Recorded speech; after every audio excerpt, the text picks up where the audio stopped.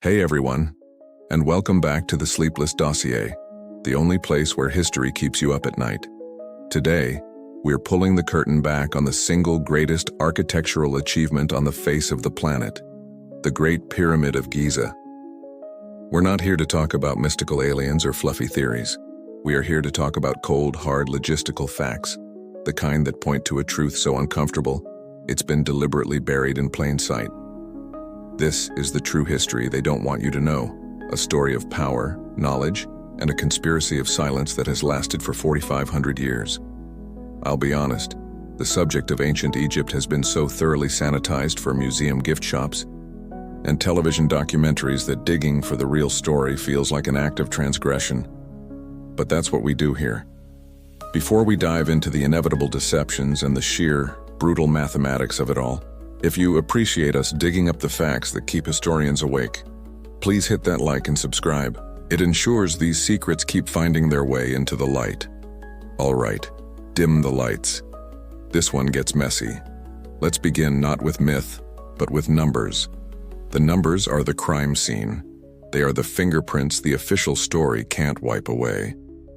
The Great Pyramid of Khufu is composed of an estimated 2.3 million stone blocks. The average block weighs 2.5 tons, the weight of 2 cars.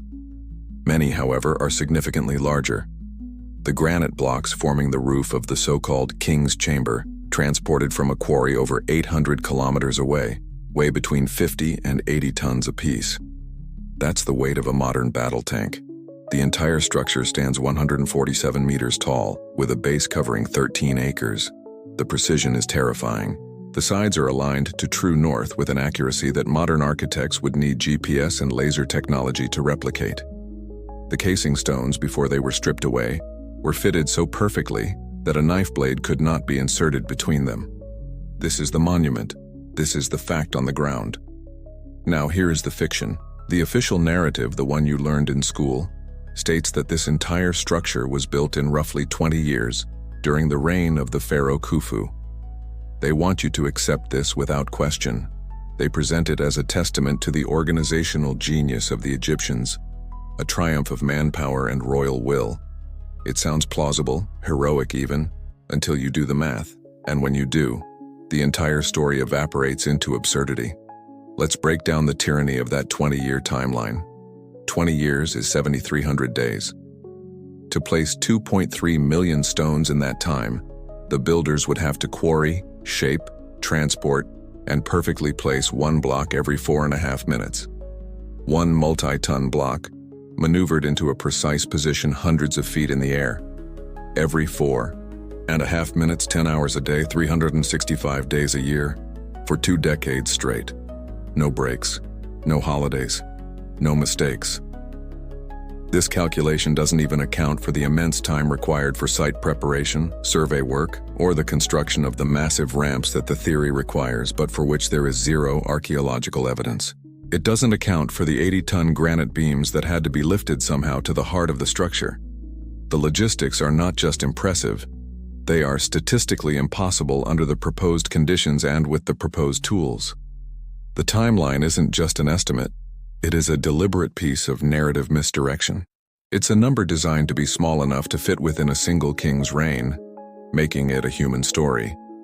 Because the alternative, that it took far longer or was built with a technology we cannot comprehend, is far more disturbing. The academic world clings to this timeline with religious fervor. To question it is to be branded a heretic. But why? What is so important about this 20-year window? The motive is not scientific, it is dogmatic. It is about maintaining a simple linear story of human progress. In this story, we, in the modern world, stand at the apex of history. All who came before were less advanced, their achievements attributable only to brute force and endless time. To admit that an ancient society could achieve something that would challenge even us, and do so on a timeline that defies our known physics of labor, is to admit that our entire understanding of the past is fundamentally broken. Here is the truth they won't tell you. The timeline is an invention, a necessary lie to keep the structure of official history from collapsing. It is an intellectual straitjacket, Consider this uncomfortable quote from a senior figure in European Egyptology, spoken under conditions of anonymity at a conference in the late 1990s. Of course, we know the 20-year figure is a fantasy. We can't build it that fast today with steel cranes and computer modeling. But it is a necessary fantasy. It attributes the pyramid to a known historical figure, Khufu, locking it into our chronology. If we admit it might be older, or that the construction period is a mystery, we open the door to questions that we cannot answer, and our authority evaporates. We are in the business of providing answers, not admitting ignorance. And there it is. The conspiracy is not one of evil men in smoke-filled rooms. It is a conspiracy of consensus, of academic inertia, and of a deep-seated fear of the unknown. The timeline is the gatekeeper. By forcing all evidence to fit within that impossible 20-year frame, they can dismiss any uncomfortable findings. Evidence of advanced machining on stone blocks must be an anomaly. Lack of evidence for ramps, they must have been dismantled. The sheer mathematical insanity of the work rate. The Egyptians must have just been more clever than we thought. This is the meta-commentary on our historical amnesia. The lie of the timeline is the most critical. It's the foundational deception upon which all the others are built. By accepting it, you are already conditioned to accept the subsequent, even more outlandish explanations for how they did it. It forces you to believe in a fantasy of primitive supermen, rather than confronting the chilling possibility of a lost science. The truth is, the pyramid's construction timeline isn't a historical record. It's an alibi. And it's an alibi that is falling apart. And if the fraudulent timeline is the first major crack in the official story, the next lie they tell you is about the people who did the work. The image is seared into our collective consciousness, thanks to decades of Hollywood epics, thousands of miserable, emaciated slaves, groaning under the lash of brutal overseers, dying in droves and being cast aside like human refuse. It's a simple, dramatic, and emotionally satisfying story. It's also completely wrong, and the truth is infinitely more disturbing. The academics will proudly tell you this part. They'll point to the discovery of the workers' village, to the tombs of the builders found right next to the pyramids, an honor never afforded to a slave. They'll show you evidence of a well-fed population, skeletons with healed fractures indicating a high level of medical care. See, they say, with an air of smug correction. They were a respected, paid, skilled labor force, a national project, a source of pride. They are telling you a half-truth, and a half-truth is the most effective kind of lie. They want you to replace the image of a slave with the image of a modern construction worker, a man doing a difficult but honorable job for a fair wage. They want you to believe this was all somehow normal. But look at the evidence again, not through their sanitized lens, but through the cynical lens of power. The high-quality food, the medical care, the honorable burials. This is not evidence of respect for human life. This is evidence of asset management. You do not run a priceless high-performance machine on poor fuel. You do not allow your most critical components to rust. When a gear in a cosmic-level engine breaks, you fix it. The builders of the pyramid were not respected. They were valuable. They were a resource far too precious to be squandered by the whip. They were the most sophisticated tools on the Giza Plateau, and they were maintained accordingly. The real question isn't whether they were slaves or paid workers. That's a false dichotomy. The real question is, what could possibly motivate tens of thousands of people to dedicate their entire existence to a project of such mind-numbing labor and fanatical precision? A paycheck? The promise of bread and beer? That is the answer of a modern materialistic mind, and it is laughably inadequate. The force that built the pyramids was not coercion, and it was not currency. It was something far more powerful, a perfectly engineered, state-enforced ideology. The workers were not slaves. They were zealots. They were members of a cult. For the duration of the project, Giza was not a construction site. It was a self-contained universe. The workers were organized into crews, files with names like the Friends of Khufu or the Drunkards of Menkaure. This fostered a spirit of tribal identity and competition. They were not building a tomb for a king. They were building a cosmic engine for their living god, an anchor for reality itself that would guarantee the eternal rising of the sun and the flooding of the Nile. Every block placed was an act of worship. Every day of labor was a sacred duty. The pharaoh was the state was the divine order, and the pyramid was its ultimate physical expression. To question the project was to question the fabric of the universe. To give your life to it was to achieve a form of immortality. This wasn't a job. It was a holy war against chaos itself. This level of devotion doesn't happen by accident. It is designed. It is the result of a deliberate and terrifyingly effective program of social and psychological engineering.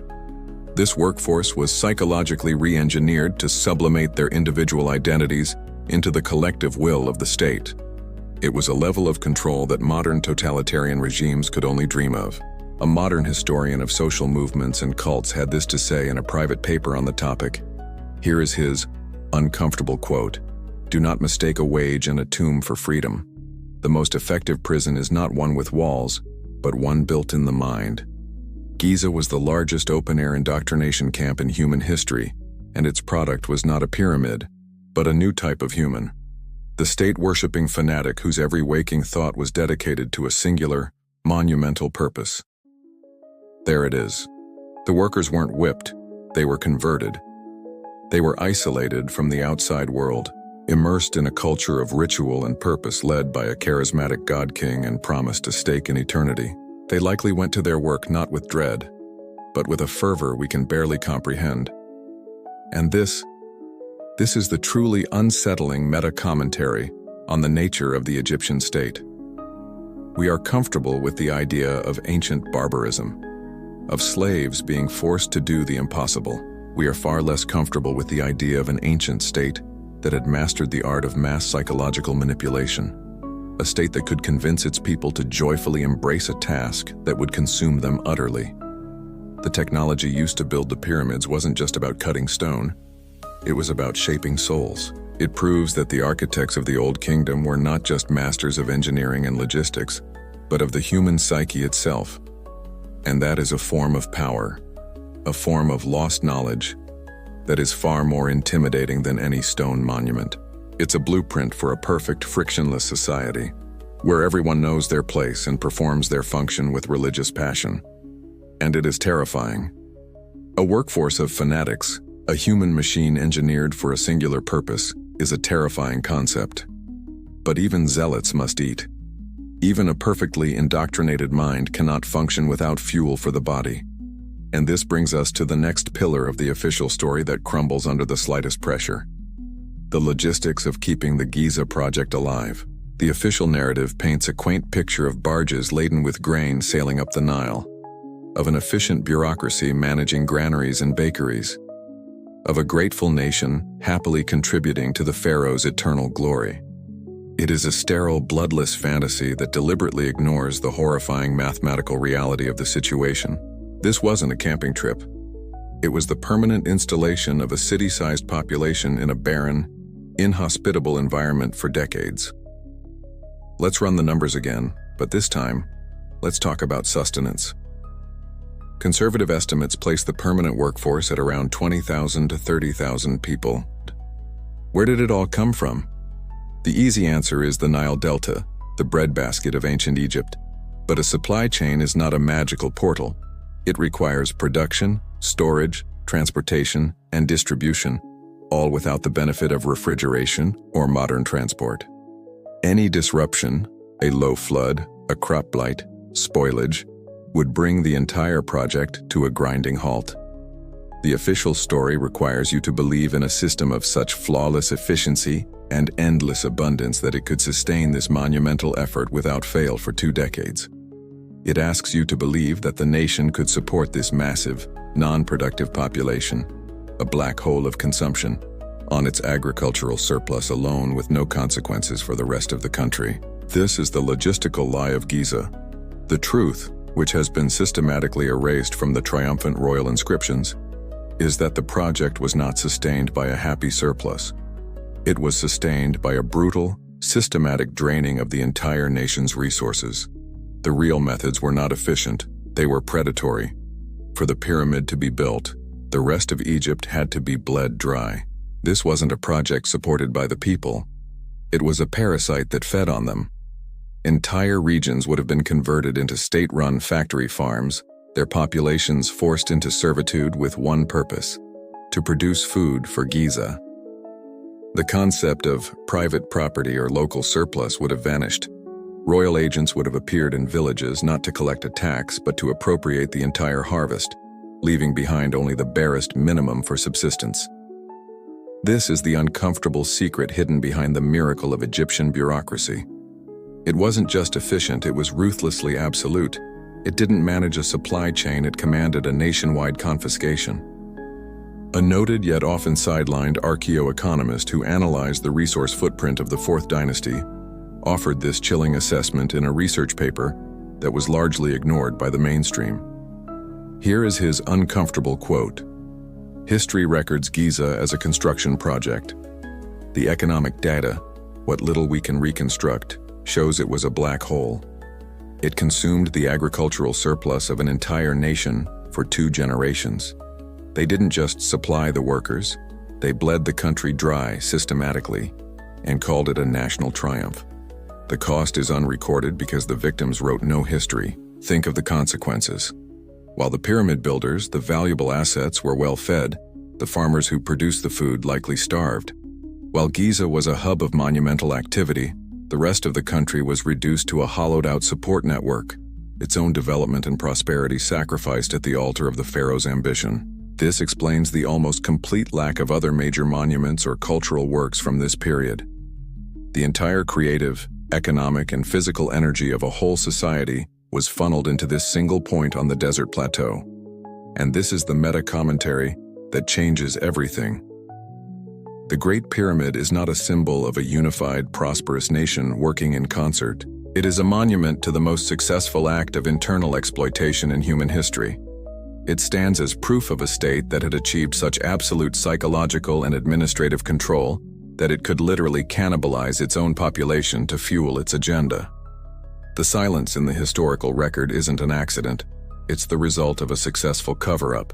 The story of the farmers, the bakers, the brewers, and the fishermen whose lives were consumed by this logistical nightmare has been deliberately erased, replaced by the glorious image of the finished product. We marvel at the pyramid, but we forget that its true foundations are the unrecorded graves of those who starved so it could be built.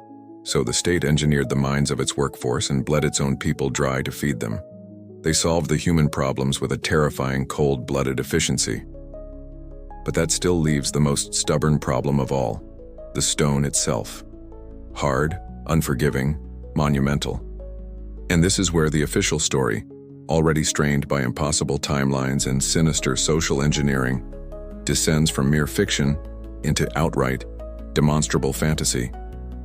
They want you to believe that this entire civilization-defining project, this wonder of the ancient world, was built with tools you could find in a Bronze Age gardening shed. The official toolkit, proudly displayed in museums worldwide, consists of copper chisels, dolerite pounders, which are just hard, round rocks, and the patient application of sand and water as an abrasive. This is the narrative they have sold you, and it is the most audacious lie of all. It is not just unlikely, it is physically impossible.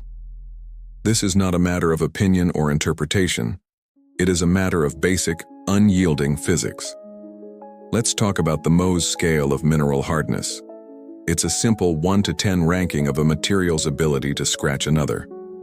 On this scale, copper, the primary metal of the Egyptian Old Kingdom, has a hardness of about 3.5.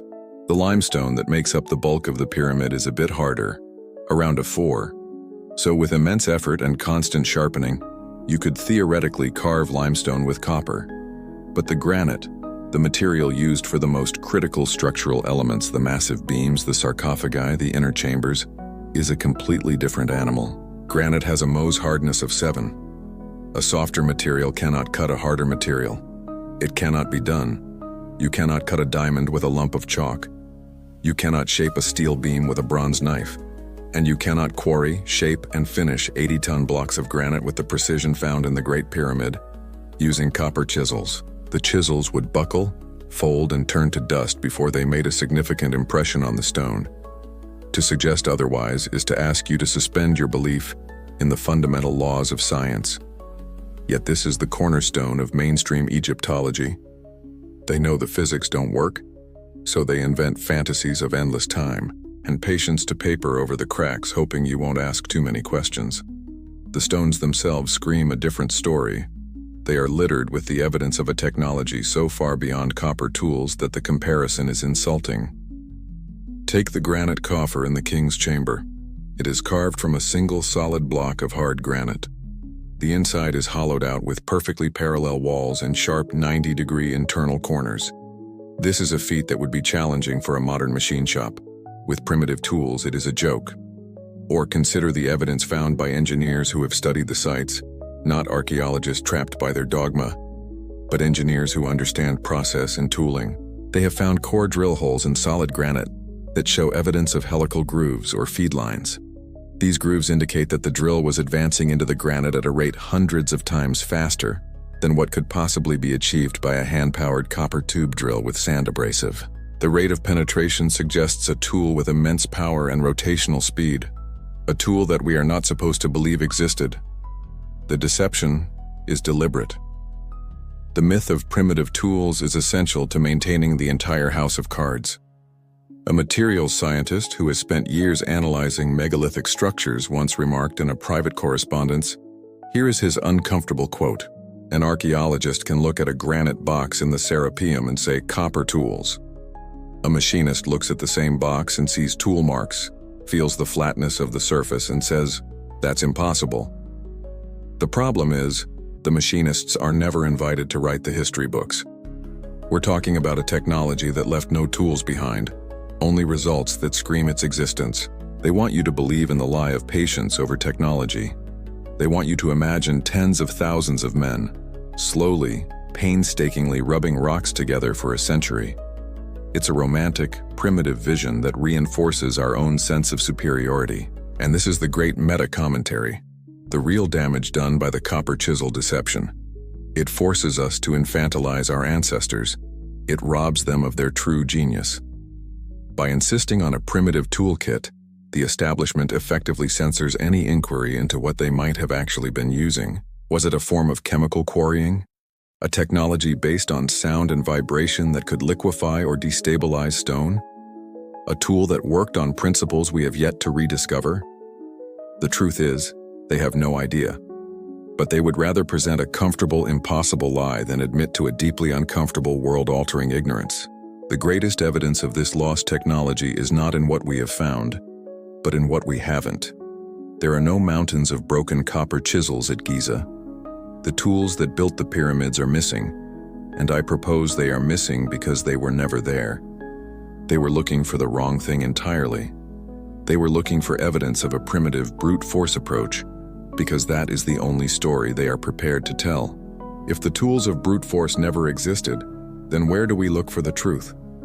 We go to the source, not to the finished, perfectly polished monument at Giza, but to the raw, gaping wound in the earth from which it was born, the granite quarries of Aswan, 800 kilometers to the south.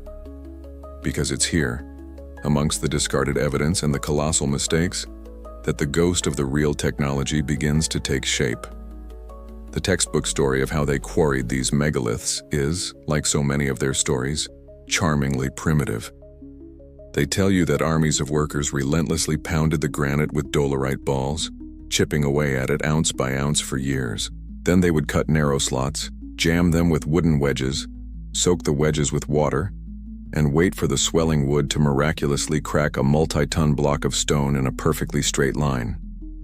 This method might work for splitting a small boulder. To suggest it was used to quarry the hundreds of 80-ton beams needed for the pyramids, with precision, and on a deadline, is a logistical fairy tale. The real evidence, the evidence they don't like to put on the main museum tour, lies half buried in the northern quarry at Aswan. It is known as the unfinished obelisk, and it is the smoking gun. This single piece of stone weighs an estimated 1,200 tons. That is the equivalent weight of 3 fully loaded Boeing 747 jumbo jets. It was to be the largest single-piece monolith ever moved. It lies there still, fused to the bedrock, abandoned in its cradle. Why was it abandoned? The official story is that deep into the quarrying process, the workers discovered a series of fatal flaws, cracks within the granite that made the obelisk structurally unsound. They simply gave up and started over elsewhere. It's a tidy explanation, a story of bad luck and human fallibility. But look closer. The story doesn't fit the evidence. The trenches cut around the obelisk, freeing it from the surrounding bedrock, are enormous, wide enough for a man to walk through. The walls of this trench are not rough and chipped, as they would be from millions of impacts with stone balls. They are strangely smooth, covered in long, vertical grooves. And more telling are the scoop marks. The stone appears to have been removed in large scalloped chunks, almost like a giant ice cream scoop has been at work. This is not the signature of a percussive force. It is the signature of a tool that could remove granite with an ease that should not be possible. The crack that condemned the obelisk was not a pre-existing flaw. It was a catastrophic industrial accident. It was the result of their technology failing under immense strain. What kind of technology? Look at the stone itself. Granite is a crystalline structure. Every material has a resonant frequency, a specific vibrational frequency at which it becomes unstable. This is not mysticism, it is physics. You can shatter a crystal glass with a precise vocal tone. What if the Egyptians had mastered this principle on a megalithic scale? What if they possessed a tool that could generate and focus immense sonic or vibrational energy, tuning it to the specific resonant frequency of granite? Such a tool would not cut the stone. It would destabilize its crystalline matrix, causing it to crumble and become brittle, allowing it to be scooped out like soft clay. It would be a technology of harmonics, not hammers. This isn't speculation. It is an interpretation that fits the physical evidence far better than the official story. A leading petrologist, after being granted rare access to analyze the quarry marks, had this to say in a restricted report. Here is his uncomfortable quote. "To say the Aswan obelisk was pounded out with dolerite balls is a geological absurdity. You would powder the dolerite before you made a significant dent. The scoop marks and vitrified texture on the trench walls are indicative of a focused energy application that caused localized spalling. It's the signature of a high-frequency tool that altered the stone on a molecular level, not a rock on a stick." And this leads us to the terrifying meta-commentary hidden in the heart of the quarry. The abandonment of the unfinished obelisk was not a failure of manpower, but a failure of a technology we can barely imagine. Our entire technological history is built on a mechanical Newtonian model of the universe, of levers, pulleys, and brute force. We overcome a material's resistance by applying a greater opposing force. The evidence at Aswan suggests the Egyptians operated under a completely different paradigm of physics, one based on resonance, frequency, and waveform mechanics. They didn't fight the stone. They spoke to it in its own language and persuaded it to yield. The unfinished obelisk is not a monument to their limitations. It is a terrifying monument to their power. It is the silent, cracked witness to a lost science so potent that its failure mode was an event on a geological scale. We look at it and see a tragic failure. They would have looked at it as a catastrophic overload, a miscalculation in the application of unseen forces that had devastating consequences. It proves that the power they wielded was not only immense but also incredibly dangerous. So they had a way to cut the stone, a terrifyingly advanced method that treated granite like clay. But that solves only the first problem. How do you then transport hundreds of 80-ton blocks over 800 kilometers and then lift them hundreds of feet into the air? The official story, once again, offers you a primitive fantasy. Endless processions of men dragging the blocks on wooden sledges over the sand and then hauling them up a series of gigantic ramps made of mud, brick, and rubble. This is the image in every textbook, every documentary, and it is perhaps the most physically absurd part of the entire narrative. Let's talk about these ramps. To reach the apex of the Great Pyramid, a ramp with a workable gradient, say a gentle 8%, would need to be over a mile long. A ramp of this size would have a volume of material greater than the pyramid itself. It would have taken longer to build and dismantle the ramp than the actual monument. And where is the evidence for this colossal structure? There is none, not a single trace. No foundation, no leftover rubble, no geological scarring on the plateau. Mainstream Egyptologists have tied themselves in knots trying to solve this, proposing increasingly complex and evidence-free theories. Spiral ramps wrapping around the pyramid, internal ramps. They are inventing solutions to a problem that only exists if you refuse to abandon the initial, flawed premise of brute force construction. They are looking for the ramp in the wrong place. They are looking for a ramp on the outside of the pyramid. The real ramp was on the inside. And it wasn't made of mud, it was made of water. This is the water shaft conspiracy. And it is a theory so elegant and so well supported by the geography of the plateau that the silence surrounding it is deafening. The Giza Plateau is not a solid, inert slab of rock. It is a limestone sponge, a porous bedrock riddled with natural caves, fissures, and aquifers. The builders did not see this as a problem to be overcome. They saw it as the solution. They didn't build on top of the plateau. They built into it. They engineered it, expanding the natural caverns, carving new shafts, creating a massive internal plumbing system, a network of water locks that extended from the base to the summit of the pyramid itself. Here is how it worked. In the age of the pyramids, the annual Nile flood brought the water level right to the edge of the Giza Plateau. They channeled this water into their network of tunnels. A multi-ton block, quarried with their advanced technology, would be brought to the base. Flotation devices, perhaps inflated animal skins sealed in watertight casings, would be attached to the block, making it nearly buoyant. The block would be guided into a vertical shaft at the pyramid's base. The shaft would be sealed, and water would be pumped in, raising the block to the level of the next lock. Repeat the process, stage by stage, lifting the stones through the very heart of the structure as it was being built. Construction did not happen from the outside in. It happened from the inside out. It was a masterpiece of hydraulic engineering. The evidence is everywhere if you are willing to look. Why are there so many unexplored shafts and tunnels honeycombing the plateau, like the infamous multi-level Osiris shaft that descends deep into the water table? Archaeologists dismiss them as later, unimportant tombs. But what if they are the service tunnels and drainage conduits for the hydraulic machine? Why do the passages inside the pyramid, like the Grand Gallery, have such strange dimensions and features that seem impractical for humans, but perfectly designed to manage the flow of water and counterweights? A civil engineer specializing in hydraulics, who was given access to survey data of the plateau, wrote this in a private analysis. Here is his uncomfortable quote. "To a historian, Giza is a pile of stones. To a hydraulic engineer, it's a machine waiting for water. The shafts, the chambers, the known voids, the very geology of the site. It's not a tomb, it's a schematic for a multi-stage hydraulic lifting system. The ramp theory is an engineering joke. The water theory is just physics." This is the meta-commentary that reveals the depth of the deception. By focusing our attention on a fictional external ramp, they prevent us from seeing the obvious truth. The pyramid itself was the machine of its own construction. This explains everything. It explains the speed and precision of the build. It explains the ability to lift impossibly heavy blocks. And most importantly, it explains the complete lack of evidence for any construction method. The entire apparatus, the shafts, the locks, the pumps, was internal. As the pyramid neared completion, the system was drained. The final access points were sealed with the outer casing stones, and the secret of how it was built was locked inside forever.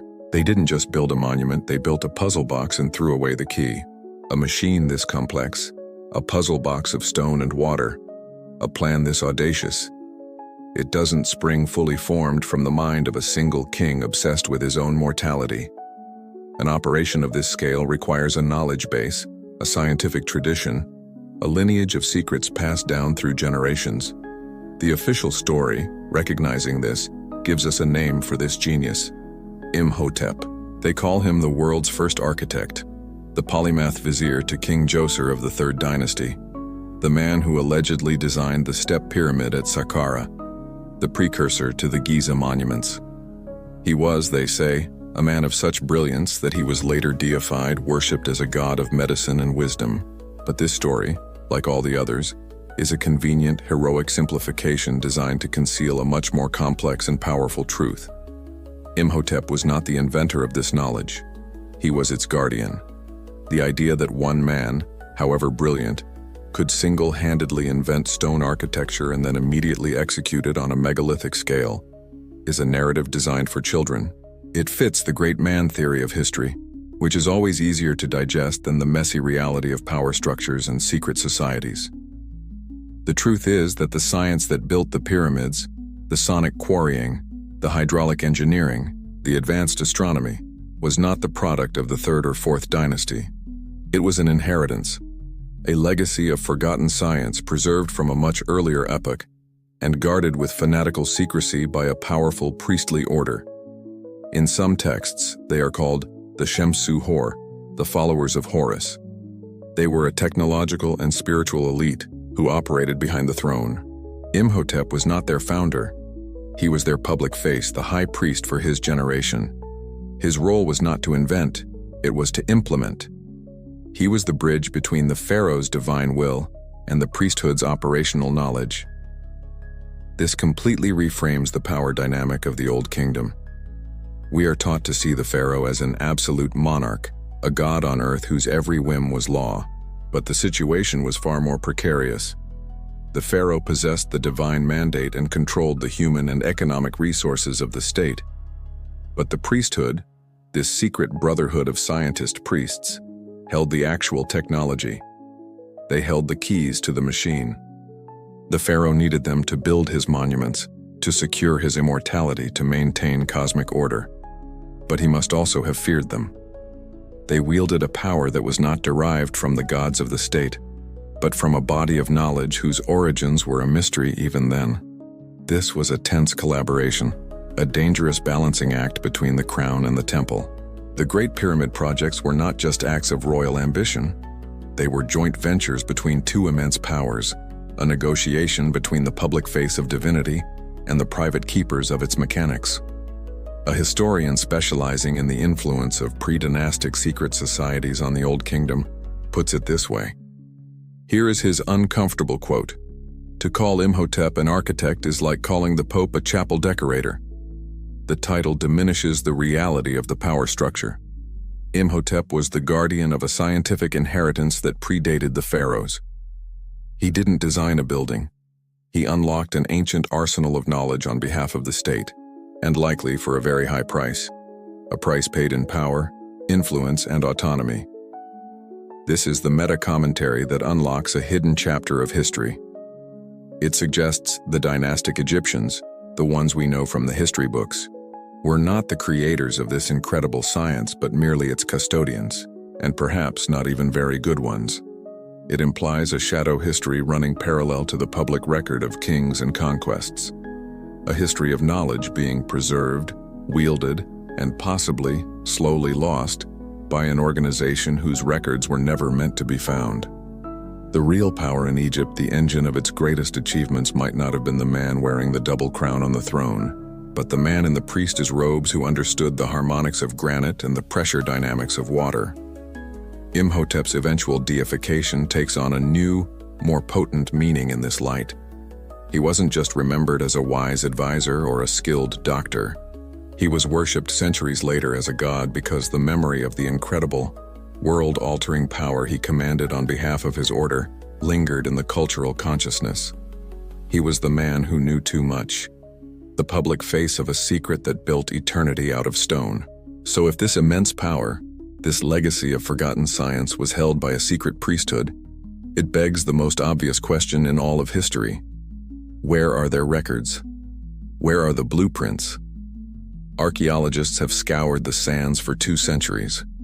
They have found countless papyri detailing everything from grain inventories and legal contracts to love poems and laundry lists. The true blueprints for the pyramids were never recorded on papyrus. They were a living, breathing set of astronomical and geological formulas, a complex algorithm known only to the highest initiates of the priesthood that Imhotep commanded. This was the state's most guarded secret, a form of knowledge so powerful and so dangerous that writing it down was an unthinkable security risk. A physical document can be stolen, copied, or captured by a rival power. An idea, an equation, a principle understood only by a select few, is perfectly secure. You cannot steal, what you do not know exists. The design of the Great Pyramid was not a drawing. It was a result. It was the physical solution to a multivariable equation that took into account three fundamental data sets. First, the geological. The priesthood had to be master geologists, able to survey the land and identify the precise location on the plateau that could support the weight of 6 million tons of stone, while also sitting atop the necessary aquifers to power their hydraulic lifting machine. The location was not chosen for its view. It was a functional necessity. Second, the astronomical. The dimensions, angles, and alignment of the pyramids were dictated by the heavens. The correlation between the layout of the three Giza pyramids and the three stars of Orion's belt is now widely known, if begrudgingly accepted. But it goes deeper. The very slope of the pyramid sides, the height and width, these were formulas derived from celestial mechanics. The stars were the schematic. The pyramid was not just a line to the cosmos, it was a model of the cosmos, a terrestrial map of the heavens. Third, the mathematical. The structure is a symphony of advanced mathematics. The ratio of its height to its perimeter is the same as the ratio of a circle's radius to its circumference, meaning the value of pi is encoded into its very structure. The golden ratio, phi, a fundamental constant of geometry and nature, appears in the proportions of the king's chamber and the overall design. These were not aesthetic choices. These mathematical constants were integral to the function of the structure, likely tied to the harmonic resonance technology used to quarry the stone. A historian of ancient science and mathematics described it this way. Here is his uncomfortable quote. "Searching for a papyrus blueprint of the Great Pyramid is like searching for the sheet music of a bird's song. The design wasn't recorded. It was derived. It was the result of applying a complex set of harmonic and astronomical formulas to a specific geological location. The blueprint is the universe itself, and the pyramid is the solution to the equation." And this is the meta-commentary that elevates the builders to an entirely different plane. They were not just the world's greatest architects and engineers, they were master physicists, mathematicians, and astronomers. They did not design the pyramid in the way we design a skyscraper. They calculated it. It was a scientific inevitability, a structure grown from the fundamental laws of the universe as they understood them. This also provides the definitive, chilling answer as to why the knowledge was lost. An oral tradition is perfectly secure, but it is also tragically fragile. All it takes is one break in the chain of transmission, a plague, a war, a political purge like the one that would later befall the Amarna period, and the knowledge is gone forever. The blueprints for the Great Pyramid vanished from the face of the earth because they were never written on it. They were carried in the minds of a handful of men, and when those men were gone, the secret died with them. So, we have a structure built with a lost technology, designed by a secret priesthood using cosmic formulas instead of physical blueprints. This brings us to the ultimate question, the one that underpins the entire mystery and exposes the greatest lie of all. Why? For what purpose was this impossible monument created? The official story, the one repeated without question in every museum and classroom, tells you it was a tomb. A grand, glorious, and ultimately empty tomb for the pharaoh Khufu. This is the simplest, most enduring, and most fundamentally incorrect assumption of all. It is the intellectual cage that has trapped our understanding for centuries. The Great Pyramid was never a tomb, it was a machine.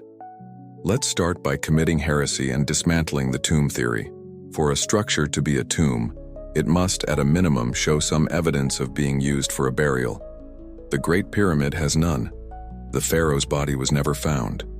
No mummy, no remains, no original burial goods have ever been discovered within its passages. Egyptologists claim it was all taken by ancient tomb robbers. This is their get-out-of-jail-free card for every piece of missing evidence. But the robbers who supposedly stripped this place bare would have had to be the most strangely selective thieves in history. They took the priceless body and all the treasures, but they left behind the one thing they couldn't move, the granite coffer in the king's chamber, the very object they call a sarcophagus. Furthermore, compare the interior of the Great Pyramid to any actual confirmed Egyptian tomb, like those in the Valley of the Kings. Every square inch of a true tomb is covered in intricate carvings, paintings, and hieroglyphic texts. Spells from the Book of the Dead, depictions of the gods, stories of the deceased's journey to the afterlife. The interior of the Great Pyramid? It is utterly, starkly, deafeningly bare. No carvings, no paintings, no inscriptions, nothing. This is not just an anomaly, it is a direct contradiction of everything we know about Egyptian funerary practices. The chambers themselves are not opulent burial suites. They are severe, functional, granite-lined boxes, masterpieces of engineering that show no hint of ceremonial purpose. If it is not a tomb, then what is it? It is a power plant, a machine designed on an astronomical scale to harness the natural energies of the planet itself. The clues have been there all along. Remember the specific geological location? It was built on an aquifer, a massive underground river. The movement of this water through the subterranean chambers would create a steady, low-frequency vibration, a planetary pulse. This vibration would travel up into the structure itself. The pyramid's core is primarily limestone, a material that, under the immense pressure of the millions of tons of stone above it, exhibits piezoelectric properties. It converts mechanical stress into electrical energy. The inner chambers and passages, however, are lined with granite, a stone rich in quartz crystals, one of the most effective piezoelectric materials on Earth. The pyramid was designed to function as a massive transducer. The subterranean chambers initiated a vibration. This vibration was amplified as it traveled up through the structure. The Queen's Chamber and King's Chamber, with their granite walls, acted as resonant cavities, converting this immense mechanical vibration into electromagnetic energy. The Grand Gallery, with its corbelled walls and precise angles, was not a staircase. It was a resonant amplifier, its design perfectly tuned to collect and focus the energy from the lower chambers into the King's Chamber. An electrical engineer and geophysicist who modeled the structure's properties came to this conclusion. Here is his uncomfortable quote: "You have a structure made of millions of tons of piezoelectric-capable crystals sitting on an aquifer that provides constant mechanical vibration and aligned precisely to the Earth's electromagnetic grid. Any electrical engineer would tell you you've built a massive geomechanical transducer. Calling it a tomb is like calling a nuclear reactor a fancy fireplace." This is the paradigm-shifting meta-commentary. The entire purpose of the Great Pyramid was to tap into the telluric currents of the Earth, the natural electrical energy of the planet, and convert it into a usable, perhaps wireless, form of power. For what purpose? To power their tools? To create a stable energy field for the entire region? We don't know, but the evidence for its function as a machine is far stronger than the evidence for its function as a tomb. By labeling it a tomb, the gatekeepers of history have successfully misdirected our curiosity for millennia. The tomb theory focuses our attention on death, religion, and pharaohs. It prevents us from asking the right questions, engineering questions, physics questions. It is the ultimate deception, because it hides the pyramid's true purpose as a monument not to a dead king, but to a living planetary science we have yet to rediscover. If the Great Pyramid was a massive planetary power plant, then the so-called King's Chamber was its reactor core. The name itself is a masterpiece of misdirection, conjuring images of a dead pharaoh in a gilded resting place. The reality is that this room is one of the most precisely engineered, functional, and acoustically sophisticated chambers ever created by human hands. It wasn't designed for a body, it was designed for a frequency. Everything about its construction, from the materials used to the dimensions chosen, points away from a funerary purpose and directly toward a highly specific technological function, to act as the ultimate resonance chamber. Let's dissect this space as an engineer would, not an archaeologist. First, the material. The entire chamber, including the floor, walls, and ceiling, is constructed from massive, perfectly fitted blocks of red granite from Aswan. As we've established, granite is not only incredibly hard, it is rich in quartz crystals, making it an ideal material for converting pressure and vibration into energy. The choice was not decorative, it was functional. This was the most potent material they had for the task at hand. Second, the construction. The king's chamber is not structurally part of the pyramid's core masonry. It is, in effect, a room floating inside a larger cavity. Above its flat granite ceiling lie 5 separate stacked compartments, known as the relieving chambers. The official explanation is that these immense granite beams, weighing up to 70 tons each, were designed to relieve the pressure from the millions of tons of stone above, protecting the king's chamber from collapse. This explanation is structurally nonsensical. A flat roof is the weakest possible design. A pointed, core-belled roof like that of the Grand Gallery would have been far stronger. The function of these chambers was not structural, it was acoustic. They form a complex harmonic dampening and filtering system, designed to isolate the king's chamber from any chaotic, uncontrolled vibrations from the main body of the pyramid. They ensured that only the purest, most refined frequency, the one generated and amplified by the machine below, would enter the core. Third, the dimensions. The room's proportions, roughly a 2-to-1 ratio, are those of a perfect acoustic resonator. Anyone who has designed a concert hall or a speaker cabinet knows that dimensions are critical to managing sound waves. The king's chamber was built to create a powerful standing wave, to resonate with and amplify a very specific tone. The final and most critical component is the lidless, unadorned granite box that sits in the chamber, the sarcophagus. This object is the focal point of the entire machine.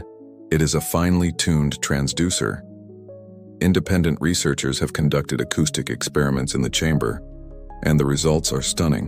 When the granite box is struck, it rings like a bell, and the entire chamber resonates with a powerful fundamental frequency of around 438 Hz. The room literally hums with energy.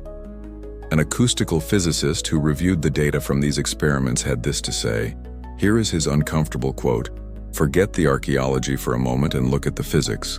You have a quartz-rich granite box, isolated from its surroundings by a multi-layered dampening system, built to dimensions that create a perfect resonant cavity.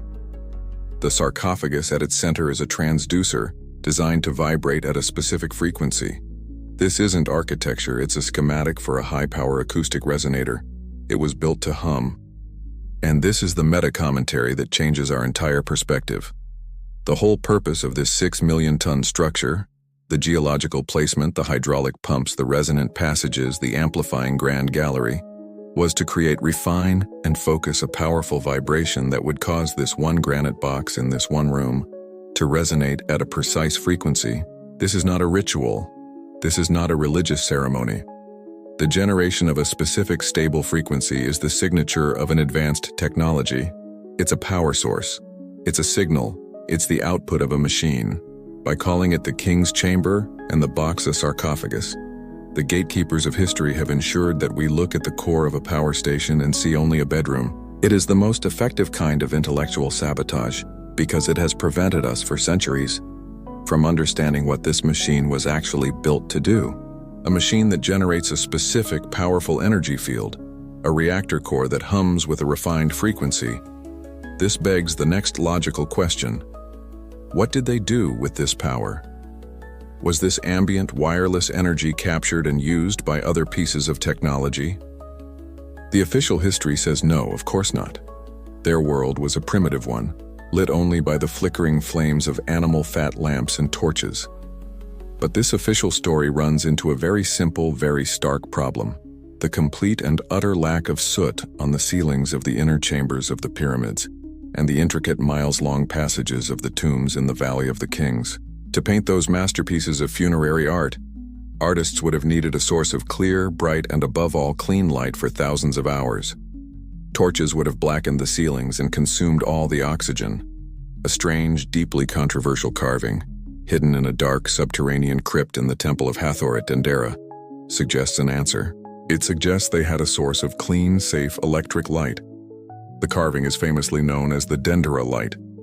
The official Egyptological explanation is, as always, purely mythological. They claim it depicts a lotus flower, a symbol of creation, giving birth to a snake representing fertility in the morning sun. The pillar beneath it is a Djed pillar, a religious symbol of stability associated with the god Osiris. It is a neat, tidy, and completely unconvincing explanation that requires you to ignore what is staring you in the face. Because what the carving clearly shows is a large transparent bulb or tube, with a serpentine filament stretching from one end to the other. A cable, braided like a modern electrical cord, runs from a socket at the base of the bulb and connects directly to a box-like object, the Djed pillar. Figures are shown holding and tending to this device. It is, to any modern eye, a stunningly accurate depiction of a large-scale electrical lighting apparatus, most closely resembling a Crookes tube, an early type of gas discharge lamp. This is not just a picture of a device, it is a garbled blueprint, a memory of a technology fossilized into religious art. Let's break it down as an engineer would. The lotus flower is the glass envelope or bulb. The snake is the plasma filament or electrical arc within the low-pressure gas of the tube. The stem of the lotus is the power cable. The cap of the lotus where the stem connects is a perfect representation of a high-voltage insulator, separating the power source from the bulb. And the Djed pillar, the symbol of stability. Look at its stacked, layered structure. It is a dead ringer for a galvanic pile, an ancient form of battery. Or perhaps a capacitor, a device for storing the ambient energy generated by the Giza power plant. The entire scene is a technical schematic, its scientific meaning lost and replaced over the centuries by a mythological one. An electrical engineer who spent years studying ancient technology and its representations in art had this to say after analyzing the Dendera reliefs. Here is his uncomfortable quote. "Mythology is a Rorschach test for a culture's knowledge. An ancient priest sees a snake emerging from a flower. I see a low-pressure gas discharge tube, a high-voltage insulator, and a power cable connected to a galvanic pile. They drew exactly what they used, and we've spent centuries forcing ourselves not to see it because it doesn't fit our prejudice." And this provides the meta-commentary on how advanced knowledge dies. The Dendera carving is a Rosetta Stone for their lost science. It is a tragic and priceless glimpse behind the curtain of myth, showing us the technological reality that underpinned their civilization. The creators of the device knew it was science. But generations later, as the knowledge of the Giza power plant faded and the priesthood that maintained it died out, the devices ceased to function. All that was left were the objects themselves, and the memory of their function, which slowly curdled into ritual and myth. The electricians became priests. The operating manual became a book of spells. The technical schematic became a religious icon. The Dendera light is the ghost of their technology, a heartbreaking testament to a society that forgot the meaning of its own greatest inventions, preserving only the ritualistic shell of a science that once lit up the world. A society with clean electric light and planetary power plants sounds like a utopia. It sounds clean, perfect, and effortless, a lost golden age of scientific enlightenment. But this is the final illusion they sell you, the illusion of perfection. The truth is that this technology, this mastery of telluric energy and harmonic resonance, was not just powerful, it was volatile and incredibly dangerous. The road to the perfected stable power plant at Giza was paved with catastrophic failures, disasters on a monumental scale that have been deliberately misinterpreted by historians as simple design changes or charming architectural mistakes. To see the evidence, we only have to look at the works of Khufu's father, the pharaoh Sneferu, a man who didn't just build one pyramid, but three. His reign was not a learning curve in architecture. It was a high-stakes, terrifying period of technological trial and error. First, consider the pyramid at Meidum.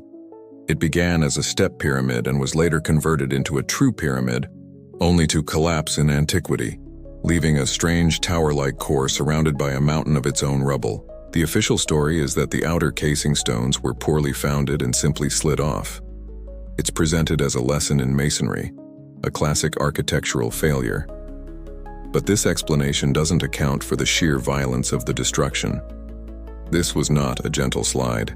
This was a catastrophic explosive failure.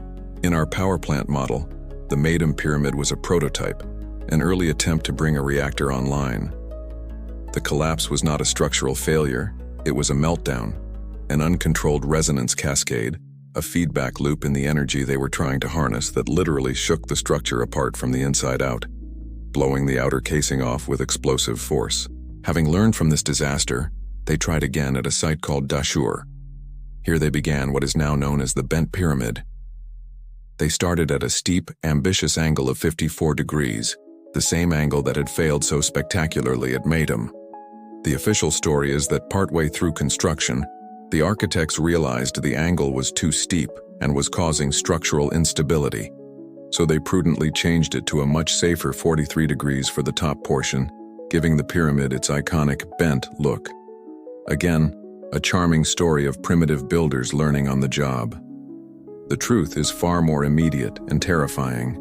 The change in angle was not a prudent design choice, it was an emergency modification. The machine was running, it was becoming unstable, just as the one at Meidum had. The 54-degree angle was generating a harmonic field that was too powerful, threatening another resonance cascade. The change in angle was a desperate, mid-operation attempt to detune the reactor, to alter its resonant properties and prevent another catastrophe. A systems failure analyst who works on modern critical infrastructure projects offered this perspective after studying the schematics of Sneferu's pyramids. Here is his uncomfortable quote. "Engineers don't see a learning curve at Dashur. We see a series of controlled and uncontrolled system failures. The casing at Meidum didn't slide. It was blown off by an internal pressure event. The angle change at the Bent Pyramid is a classic sign of a mid-operation emergency shutdown and system redesign. These weren't builders learning how to stack stones. They were physicists learning how to not blow themselves up. After nearly losing a second pyramid, they finally achieved a stable design with their third attempt, the Red Pyramid, also at Dashur. Built from the start at the now proven safer 43-degree angle, it was the first successful stable power plant. It was the model that worked, the proof of concept that paved the way for the larger, more powerful, and perfected machine that Khufu would build at Giza. And this is the meta-commentary that injects a dose of terrifying reality into this story. The priests of the Shemsu Hor, the keepers of this ancient science, were not infallible gods. They were pioneers, pushing the boundaries of a dangerous and barely understood technology. They were the ancient world's equivalent of our early atomic scientists, playing with a form of fire that could reshape their world or utterly destroy them. The ruins at Meidum and the strange shape of the Bent Pyramid are not monuments to architectural clumsiness. They are monuments to their failures. They are the ancient, silent warnings of just how close this entire grand experiment came to complete and utter disaster. So they learned from their near disasters. They stabilized the system. With the Red Pyramid, they had a working model. And with the Great Pyramid at Giza, they built their masterpiece. But a power plant, no matter how sophisticated, needs an ignition switch. It needs a trigger, a precise input to begin the resonant cascade under controlled conditions and prevent the kind of catastrophic overloads that destroyed their prototypes. The official story tells you the pyramid's famous, breathtakingly precise astronomical alignments were purely symbolic. A religious map to guide the pharaoh's soul on its journey to the stars, to join the gods in the constellation of Orion. It is a beautiful, poetic idea. But the truth is far more functional and infinitely more profound. The stars weren't the destination. They were the key in the ignition. The astronomical precision of the Giza complex was not for religious ascension. It was a functional necessity for powering up the machine. The entire structure was a passive resonator, designed to vibrate in sympathy with the Earth's natural frequencies. But like a crystal glass that needs the right note to begin to hum, the pyramid needed an initial, perfectly tuned push to start the process. That push, that trigger, came from the stars themselves. Consider the famous Orion correlation. The layout of the three pyramids on the Giza Plateau creates a perfect terrestrial map of the three stars in Orion's belt. Mainstream archaeology, when it acknowledges this at all, treats it as a symbolic gesture, the ancient Egyptians building as above, so below. But what if it wasn't a symbol? What if it was an act of resonant engineering? By mirroring the constellation on the ground, they were creating a sympathetic link, tuning the entire complex to the specific harmonic frequency of that star system. It was the macro-level tuning of the entire apparatus. But the most precise part of the mechanism lies within the pyramid itself.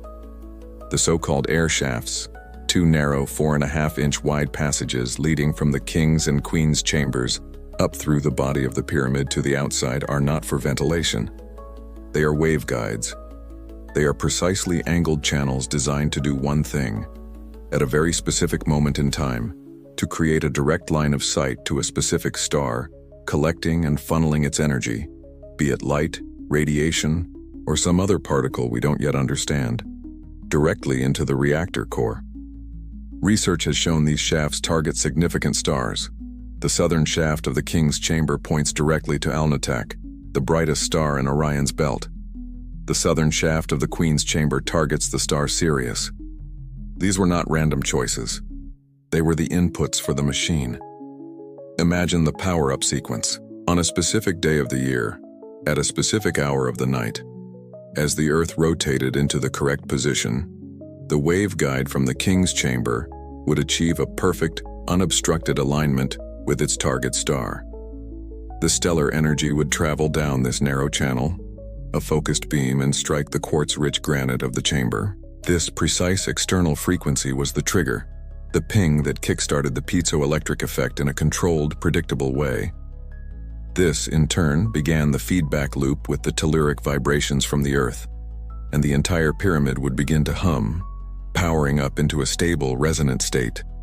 An astrophysicist who specialized in radio astronomy reviewed the alignment data. Her conclusion was blunt.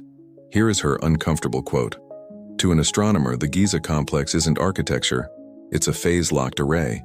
The shafts are waveguides, the chambers are resonant cavities, and the alignment to Orion is the tuning frequency. They weren't building a path to the stars, they were building an antenna to receive a signal from them. It's the largest, oldest piece of celestial instrumentation on the planet, and this provides the most mind-bending meta-commentary of all.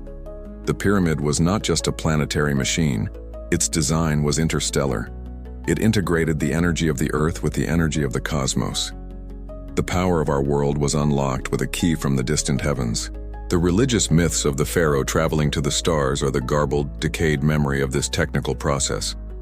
The priests of the Shemsu Hor, during the power-up sequence, weren't praying to the gods in Orion. They were aligning the machinery.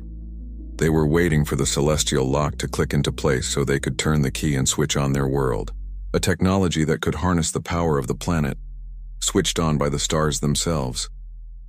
A secret priesthood, the Shemsu Hor, holding the keys to this cosmic kingdom, their high priest a figure like Imhotep, wielding more practical power than the pharaoh himself.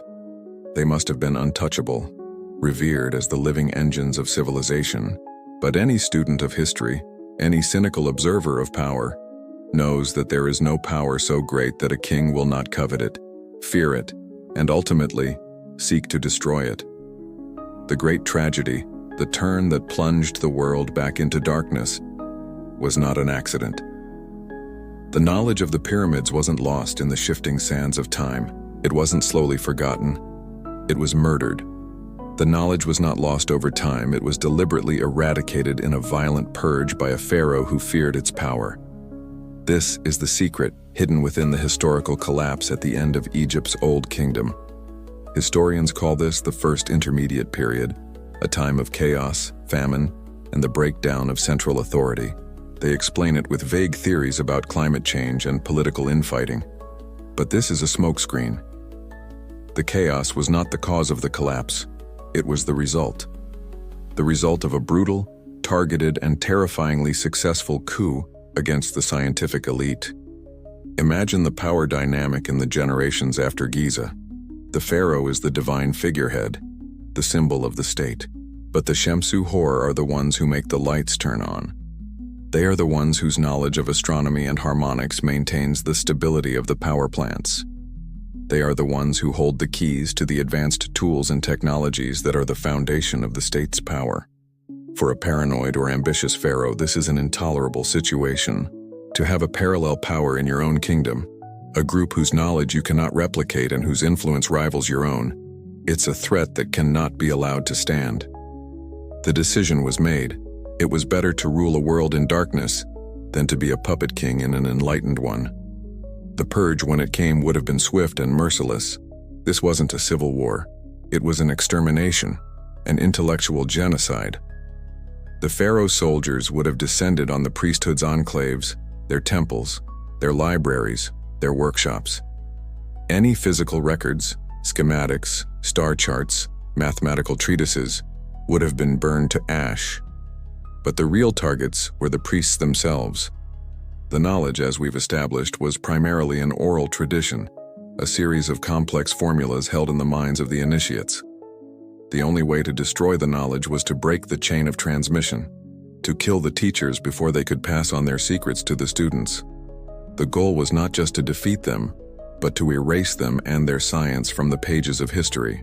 A revisionist historian, whose work on the first intermediate period is largely suppressed by the mainstream, wrote this. Here is his uncomfortable quote: "Conventional history calls the end of the Old Kingdom a collapse of central authority." This is a euphemism. The archaeological evidence points to a systematic, violent eradication of the technocratic class. It wasn't a political collapse, it was a technological decapitation. The chaos and famine that followed were the inevitable symptoms of a society that had just violently lobotomized itself. The pharaoh won. The priesthood was annihilated. The state had no more internal rivals, but it was the ultimate Pyrrhic victory. The Giza power plant fell silent. The Dendera lights went out. The sonic quarrying tools ceased to function. The pharaoh was now the absolute master of a kingdom that had been technologically castrated. He had chosen power over knowledge, and in doing so had destroyed both. This is the great unspoken tragedy of our ancient past. The greatest leap forward in human history was followed by a deliberate, self-inflicted leap backward. We have spent the subsequent 4.5 millennia slowly, painstakingly clawing our way back to a level of understanding that our ancestors once possessed, and then, in an act of supreme political folly, chose to extinguish. The ruins of the Old Kingdom are not just a monument to their genius, but a gravestone marking the death of that genius. A chilling, eternal warning that knowledge is fragile and the hand of power is always ready to snuff out the light. So the architects of this ancient science were dead, their knowledge purged from the minds of the living. But the monuments remained. The silent, hulking power plant stood on the Giza Plateau, a constant, physical reminder of the power that the pharaohs had first coveted, then seized and finally destroyed. This presented a new and dangerous problem for the new regime. How do you prevent anyone from reverse engineering the technology? How do you stop a curious new generation from exploring these machines, rediscovering their secrets, and potentially resurrecting the power of the vanquished priesthood? The answer was a second, quieter purge. A state-sponsored campaign of technological sabotage, disguised for all of history as simple grave robbing. We have all heard the stories. In the chaos that followed the Old Kingdom, greedy tomb robbers driven by lust for gold forced their way into the sacred pyramids and stripped them of their treasures. It is a story repeated so often that it has become an unquestioned fact. But it is a lie, a brilliant, enduring piece of state propaganda designed to conceal the real crime. The earliest and most effective tomb raiders were not thieves looking for gold. They were demolition teams acting on the pharaoh's secret orders with a very specific mission: to break the machines. The motive was born of fear. The new dynasty, ruling a now technologically inferior kingdom, could not risk the old power being reactivated. The pyramids were a latent threat. As long as they stood intact, the possibility remained that someone might figure out how to switch them back on. The legacy of the Shemzuhor had to be not just intellectually erased, but physically neutralized. So they commissioned a covert operation. Elite teams, perhaps from the military or a loyal stonecutters guild, were tasked with breaking into the pyramids. Their orders were not to steal, but to destroy. What would they have targeted? Not treasure, but key technological components. Their first stop would have been the king's chamber, the reactor core. The granite coffer, the central resonator of the entire machine, would have been their primary target. The damage we see on it today, a corner broken off with immense force, is not the work of clumsy thieves trying to lift a lid. It is the signature of a deliberate act of vandalism, of men with sledgehammers trying to crack the tuning fork, to shatter its resonant properties forever. Next, they would have turned to the ignition system. The narrow waveguides, the air shafts that channeled the energy from the stars, would have been rendered inoperable. They would have been plugged with stones, filled with debris, permanently severing the pyramid's connection to its celestial trigger. Finally, They may have sought to disrupt the hydraulic system, intentionally collapsing passages or flooding lower chambers to destroy the delicate balance of the internal water locks. The mission was simple: make sure this machine could never be turned on again. A forensic expert who has studied the patterns of damage inside Old Kingdom monuments offered this analysis of the so-called robberies. Here is his uncomfortable quote: "The damage inside the king's chamber is not the work of thieves. Thieves are goal-oriented. They work quickly and cause incidental damage trying to get to valuables. This is methodical, targeted destruction. The coffer is hammered. Key passages are deliberately and thoroughly blocked. This wasn't a robbery. It was a decommissioning. You're looking at the work of a highly motivated, state-sponsored demolition crew. This is the meta-commentary on the most successful disinformation campaign in history. To cover their tracks, the state concocted and spread the perfect cover story: greedy tomb robbers. By perpetuating the myth that the pyramids were pharaohs' tombs filled with unimaginable treasure, they created a plausible, simple motive for the break-ins. It misdirected the attention of everyone, from the common people to future historians, away from the true technological nature of the crime. It brilliantly reframed an act of state-sponsored sabotage as a simple story of greed, and it has worked for over 4,000 years. We are still calling them tomb robbers. The myth has prevented us from seeing the evidence for what it is: a crime scene. A scene that points not to theft but to the deliberate, cold-blooded murder of a machine. So the old machines were broken, decommissioned by the state itself. The crime covered up by the enduring myth of tomb robbers.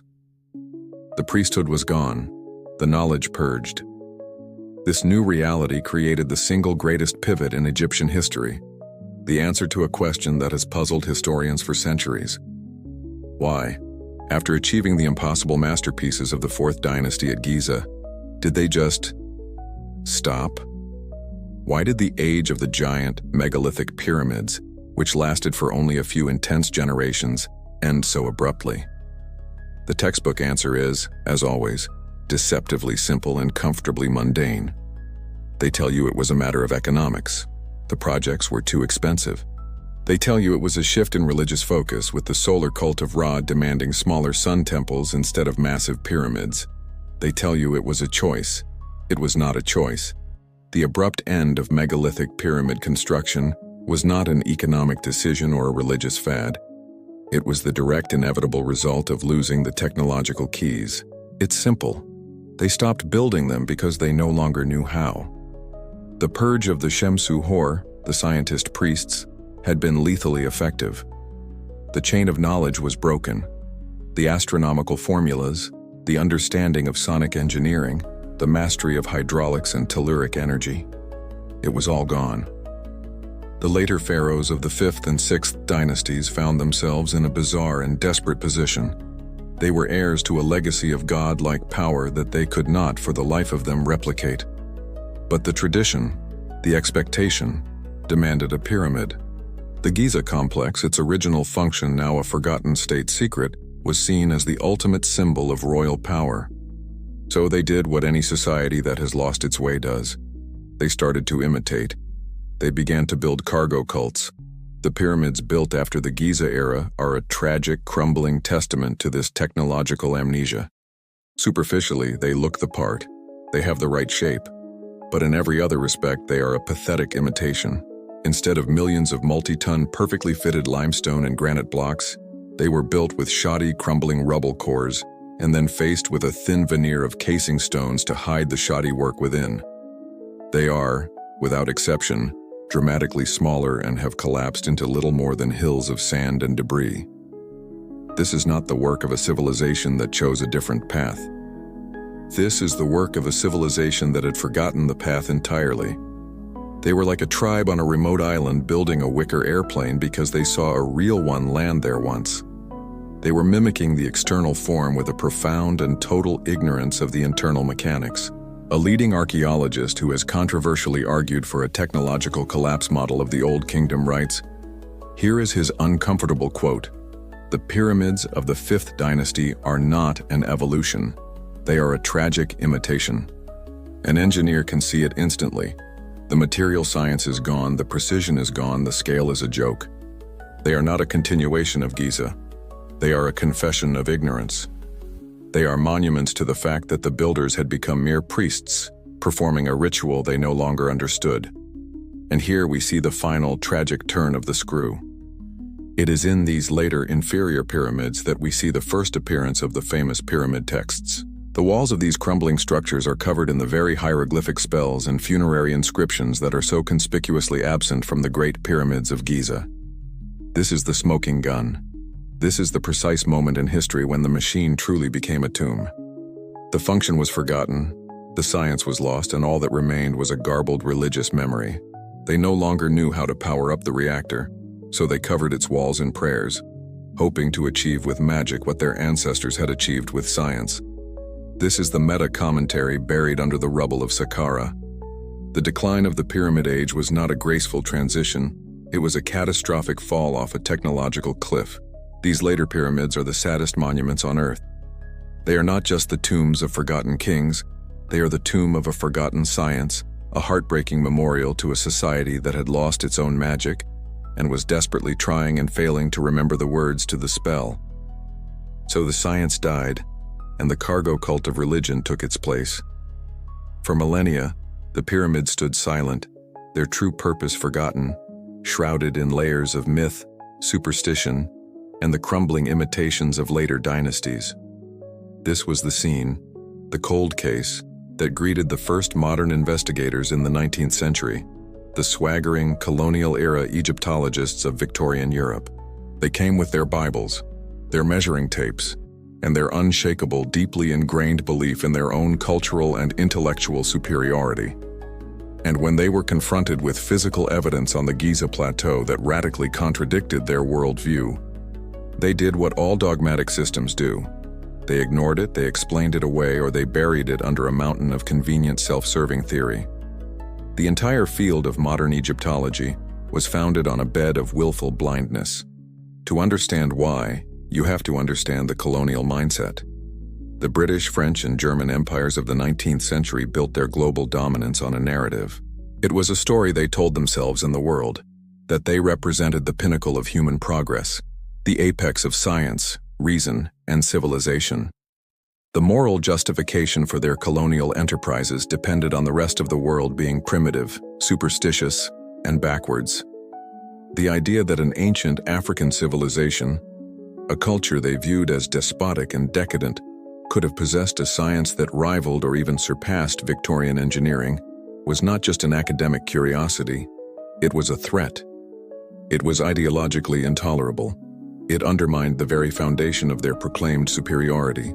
So when they came to Egypt and were faced with the impossible facts of the pyramids, they had to construct a narrative that kept the Egyptians safely in their primitive box. They encountered the evidence of advanced engineering.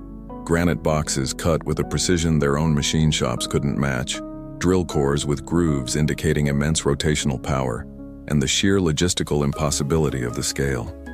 Their response was not to question their own assumptions about the past, but to invent explanations that preserved their prejudice.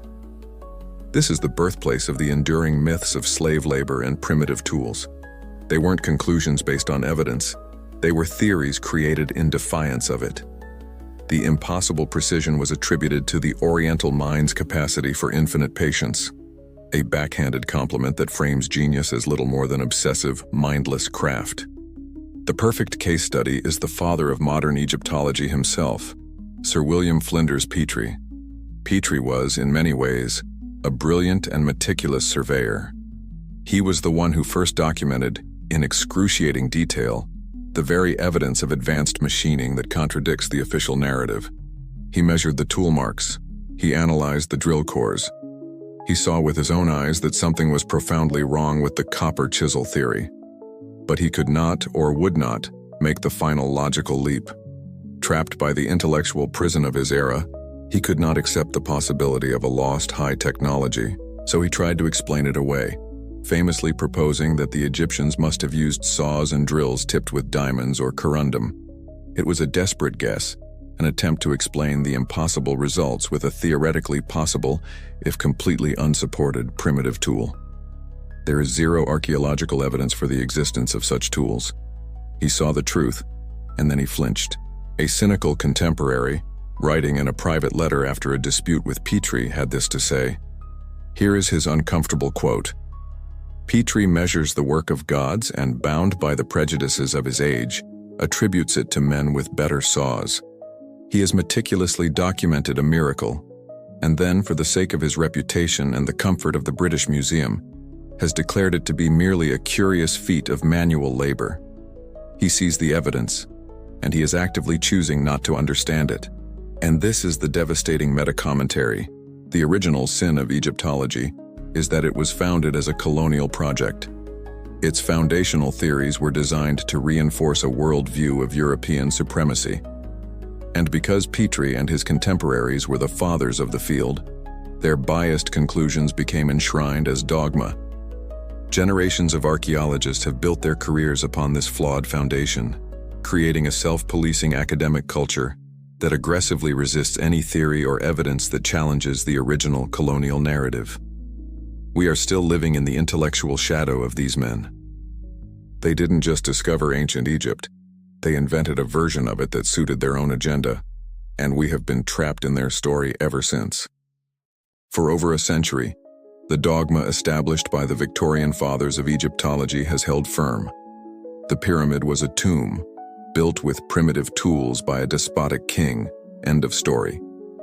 The academic fortress seemed impenetrable, its walls defended by tenure, reputation, and the sheer weight of institutional inertia. But in the 21st century, a new kind of explorer arrived at Giza, one that couldn't be swayed by colonial bias or career pressure. Modern physics. Using high-energy particle detectors to peer through the stone, scientists began to conduct the first true autopsy of the pyramid in history. And what they are finding is threatening to bring the whole rotten edifice of official Egyptology crashing down. Starting in 2015, an international project called Scan Pyramids began using a technique called muography to map the interior of the Great Pyramid. Muons are subatomic particles created when cosmic rays hit the Earth's upper atmosphere. They rain down on us constantly, and they can pass through hundreds of meters of stone. By placing highly sensitive detectors inside and around the pyramid, scientists can measure the density of muons passing through, creating a kind of X-ray of the structure. And in 2017, they announced a discovery that sent a shockwave through the archaeological world. They had found a massive, previously unknown void, at least 30 meters long, located directly above the Grand Gallery. The official response was a case study in academic panic. They had no explanation for it. It didn't fit any of their models. It wasn't connected to any known passages. It was just a huge, empty space in a place it had no business being. Their initial reactions were desperate attempts to normalize the finding, to force it back into their comfortable paradigm. It's a construction gap, some said. A place to store materials. It's an internal ramp, said others, clinging to a failed theory. But none of their explanations could account for its sheer size and placement. They are asking the wrong questions because they are trapped in the wrong paradigm. They are looking for secret rooms and hidden treasure. They should be looking for missing machine parts. These newly discovered voids are not hidden chambers. They are the decaying remnants of the pyramid's internal machinery. They are the ghosts in the machine. The great void above the Grand Gallery, sitting parallel to it, was almost certainly the housing for a critical component of the power plant. Perhaps it held a colossal counterweight system, working in tandem with the hydraulic lifts in the shafts below. Or perhaps it was an even more advanced piece of harmonic technology, a giant resonance chamber lined with wood or crystal that has long since disintegrated after 4,500 years, leaving only its ghostly outline in the stone. The space is empty now because the organic and metallic components of the machine have rotted away to dust. A physicist on the Scan Pyramids team, speaking on deep background, expressed his frustration with his archaeological colleagues. Here is his uncomfortable quote. "We gave them a new map of the pyramid's interior, and they're using it to look for a pharaoh's gold. We found the spectral signature of a missing machine component, and they're calling it a construction error. They are staring at the empty casing of an engine and insisting it's just a place they used to store spare bricks. It's a failure of scientific curiosity on an epic scale. This is the stunning meta-commentary for our modern age. For the first time, Modern science is breaking the monopoly that archaeology has held over the secrets of the pyramid. Physics is revealing a truth that geology and history have been forced to conceal. These voids are the first pieces of hard physical evidence from our own time that the internal structure of the pyramid is far more complex and far more purposeful than the primitive tomb model allows. They are the empty sockets where the eyes of the machine once were. They are the silent, damning proof that something else was going on inside this monument. The ghosts have come back to haunt the official story, and they will not be ignored. The muon scans have peeled back a layer of stone, revealing the ghosts of a machine. They force us to ask, if the official story of the pyramid is so profoundly wrong, what other historical facts that we take for granted are built on the same rotten foundation? This brings us to the silent, enigmatic creature that sits before the pyramids, a monument that may be the key to the entire complex, and whose true age has been the subject of a bitter, decades-long scientific war, the Great Sphinx. The official story, the one you will find in every textbook, is that the Sphinx was carved during the reign of the pharaoh Khafre, around 2500 BC. The evidence for this is flimsy at best. It sits near Khafre's pyramid, and its face supposedly resembles his statues. This circumstantial case is presented as an ironclad fact, but it is a fact that dissolves in the face of one simple, powerful force: the rain. The real story of the Sphinx is not written in hieroglyphs, but in the language of geology. And the geology tells a story that is so radically different, so threatening to the established timeline of history, that the academic world has waged a war of suppression against it for 30 years. The body of the Sphinx, and more importantly, the limestone walls of the enclosure from which it was carved, are covered in deep, vertical fissures and channels. This is classic, undeniable evidence of erosion caused by prolonged, heavy rainfall running down its sides for centuries, if not millennia. Wind and sand erosion, which has been the dominant weather pattern at Giza for the last 5,000 years, produces a completely different effect. A soft horizontal scouring, which we also see on the monument, superimposed over the older water erosion. Here is the paradigm-shattering problem. The last time the Giza Plateau experienced a climate capable of producing that kind of torrential, sustained rainfall was before the great desertification of the Sahara. We are talking about the end of the last ice age, a period somewhere between 7,000 and 10,000 BC, and possibly much, much earlier. The geological evidence is a smoking gun. It proves that the core body of the Sphinx was carved thousands of years before the reign of Khafre, thousands of years before the supposed beginning of Egyptian civilization itself. A geologist who was professionally ostracized for his work on the Sphinx in the 1990s summarized the battle lines perfectly. Here is his uncomfortable quote: "Geology doesn't have a cultural agenda. The rocks tell a simple story. This statue was carved out of its enclosure, and then it was rained on for a very, very long time. For a geologist, the case is closed. For an Egyptologist, whose entire chronological house of cards is built on a 3000 BC start date, it is a heresy that cannot be allowed to stand. They are not arguing with me. They are arguing with the rain. If the Sphinx is that old, then it predates the pyramids by an enormous margin. What was its purpose? It was not a random monument. It was the first guardian. It was carved in that specific location by the same ancient keepers of the science, the Shemsu Hor, to mark the geological sweet spot they had identified. It was the anchor point, the pilot project, and the eternal sentinel for the energy source they would later build the entire Giza complex to harness. It was their first, bold statement, a declaration that they were claiming this sacred ground for their grand project. The pyramids came later, but the Sphinx was the beginning, and this provides the meta-commentary on why the academic establishment fights this theory with such viciousness.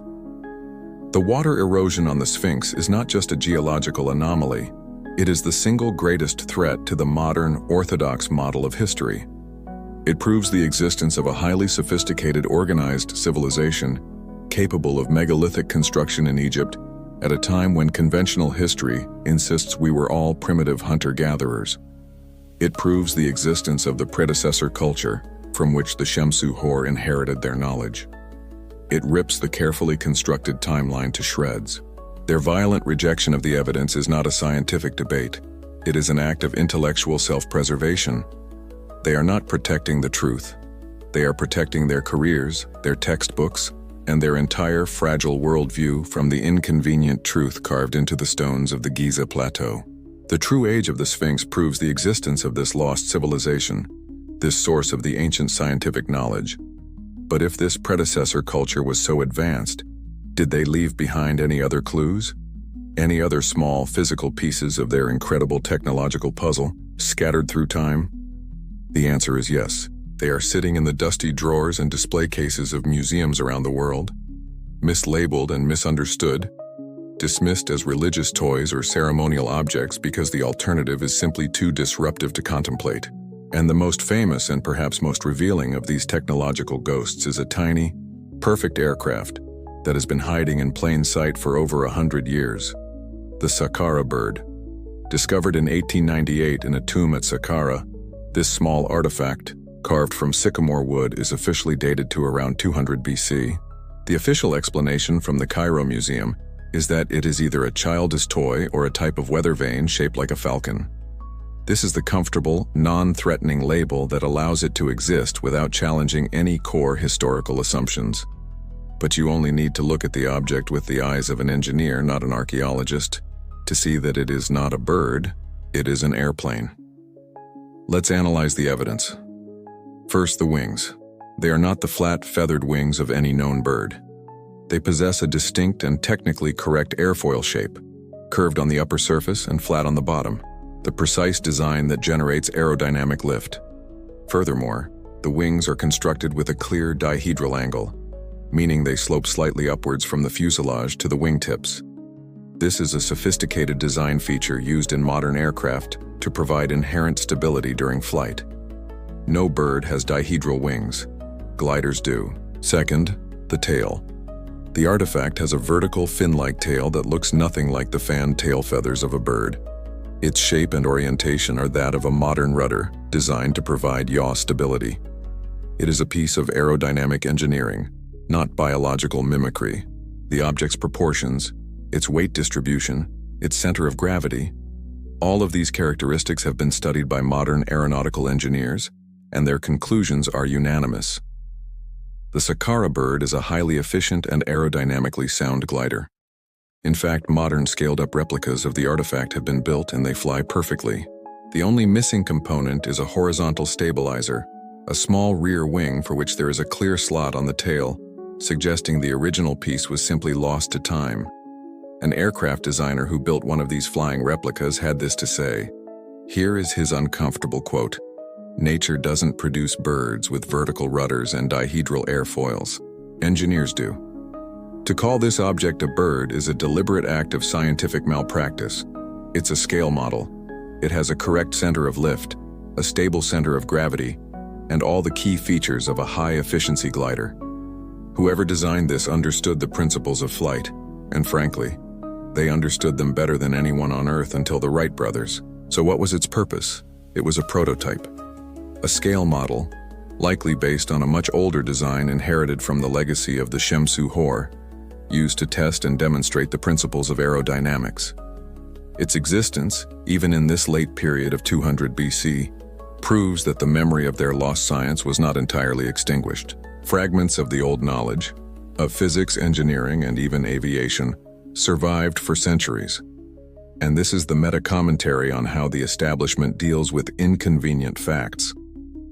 The Saqqara bird is an out-of-place artifact that completely shatters our accepted timeline for the history of technology. It proves that a sophisticated understanding of flight existed in the ancient world. And how does the mainstream deal with this paradigm-breaking piece of evidence? They label it a toy. They infantilize the creators. It is the ultimate intellectual get-out-of-jail-free card. By dismissing it as the charming work of a toy maker, they can safely ignore its profound and world-altering implications, keeping their comfortable, primitive version of the past perfectly intact. A tiny wooden glider dismissed as a toy, a giant stone lion its true age denied by dogma, an impossibly perfect pyramid, its function disguised as a tomb. Each of these is a thread in the tapestry of a lost science. But for a century, The academic establishment has built a final firewall to protect their worldview. They insist that even if ancient Egypt was a strange anomaly, it was a localized one, an isolated miracle of civilization that rose and fell in the Nile Valley, disconnected from the rest of the world. This is the isolationist model of history, and it is the last lie protecting the old narrative. But what if the fire, the spark of this incredible knowledge, wasn't just burning in Egypt? What if the same scientific fingerprint can be found all over the world? The mathematical constants and astronomical data embedded in the Great Pyramid's design are not unique. They appear, like a recurring echo, in other ancient megalithic sites, separated by vast oceans and thousands of years.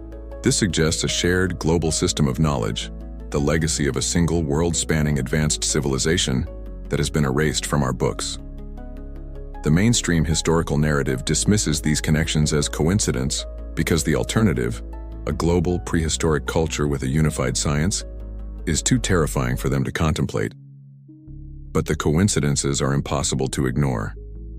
The mathematical constant pi, Pe, which is encoded in the Great Pyramid's fundamental proportions, is also found in the circular design and diameter of Stonehenge in England. The golden ratio, phi, Phe, which governs the layout of the King's Chamber, is also the fundamental ratio used in the construction of the Pyramid of the Sun at Teotihuacan in Mexico. The standard unit of measurement used in Egypt, the royal cubit, is found to be a key component in the layout of megalithic sites as far away as Western Europe. Even more damning is the evidence of a shared system of geodesy, the science of measuring the Earth's shape and features. The Great Pyramid is not placed randomly. It sits at the precise geographical center of the Earth's landmass. Its latitude and longitude are no accident. Ancient sites across the planet seem to be placed in a deliberate global grid, with precise mathematical relationships to one another. The positions of Angkor Wat in Cambodia, Machu Picchu in Peru, the Moai of Easter Island, they all fall along lines of latitude and longitude that are significant fractional divisions of the Earth as circumference in relation to the Giza complex. This is not the work of disconnected, primitive tribes. This is the work of a civilization that had mapped the entire planet. A geodetic scientist who has spent his career plotting these anomalous positions had this to say. Here is his uncomfortable quote. Historians call them unrelated cultures. A cartographer calls them nodes in a network. When you plot the major megalithic sites on a globe, they don't look like random dots. They look like a planned system, a terrestrial circuit board speaking a shared language of geometry and geography. To call this a coincidence is not just unscientific, it is an abdication of reason. And this provides the ultimate world-shattering meta-commentary. The isolationist model of history is dead. The evidence points overwhelmingly to a single, highly sophisticated global civilization in deep antiquity. A maritime culture that mapped the planet and established outposts of its knowledge on every continent. The cultures we know, the dynastic Egyptians, the Maya, the builders of Stonehenge, were not the originators. They were the inheritors. They were the fragmented, devolved remnants of this great forgotten common ancestor. This doesn't just rewrite the history of Egypt, it rewrites the history of the world.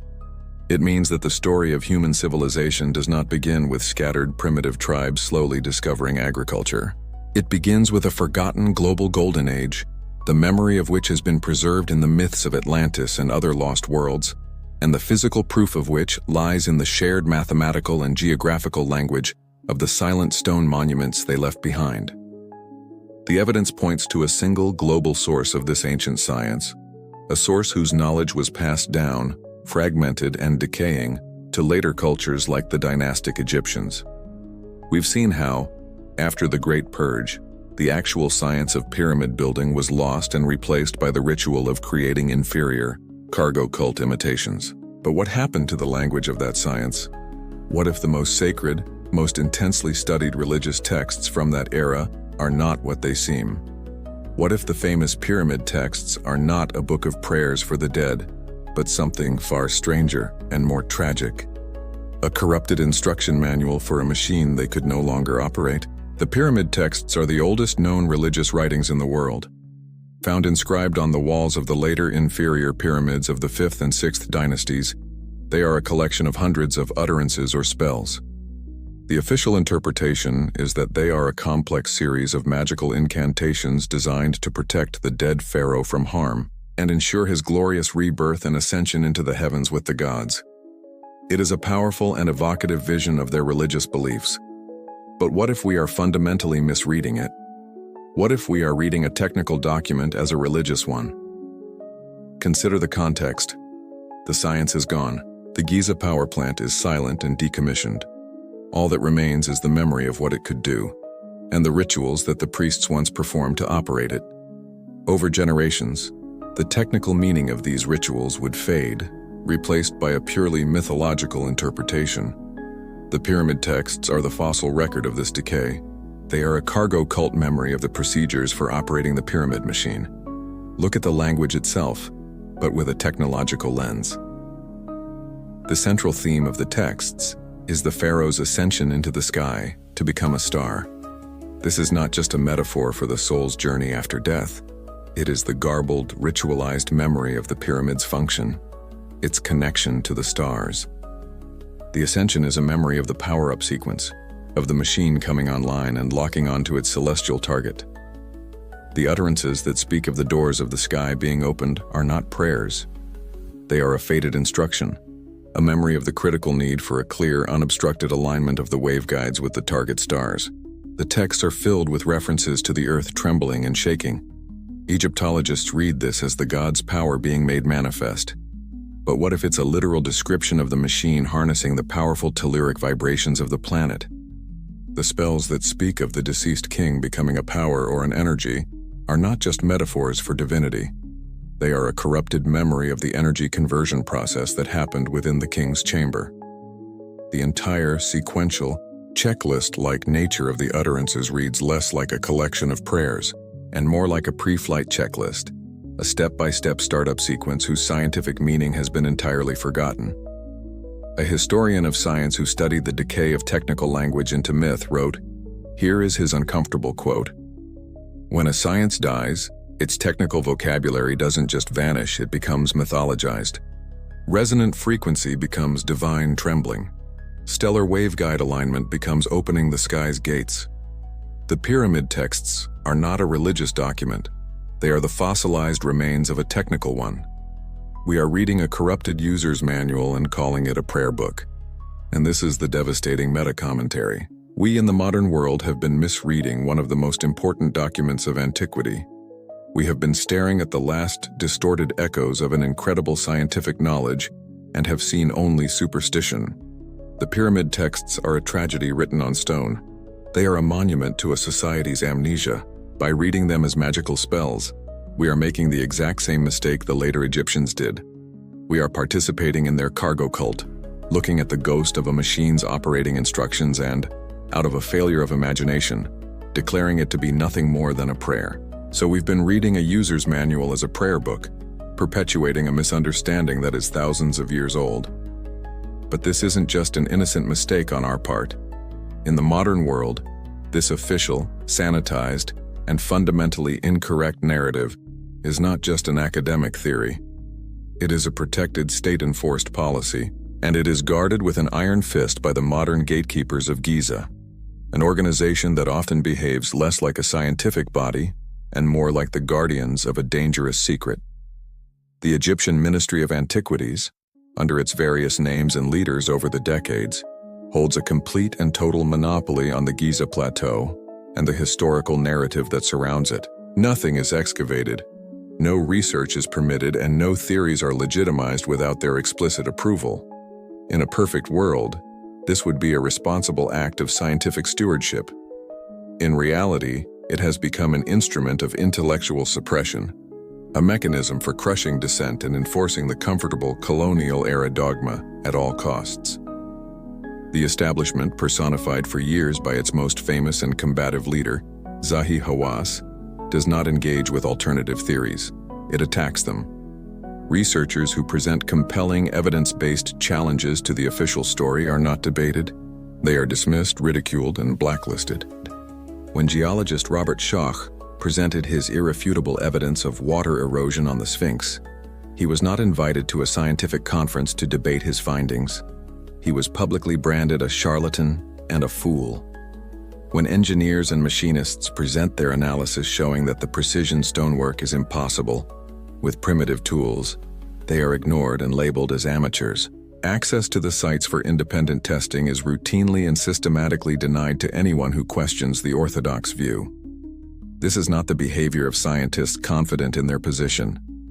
This is the behavior of high priests defending their faith from heresy. The pattern is undeniable.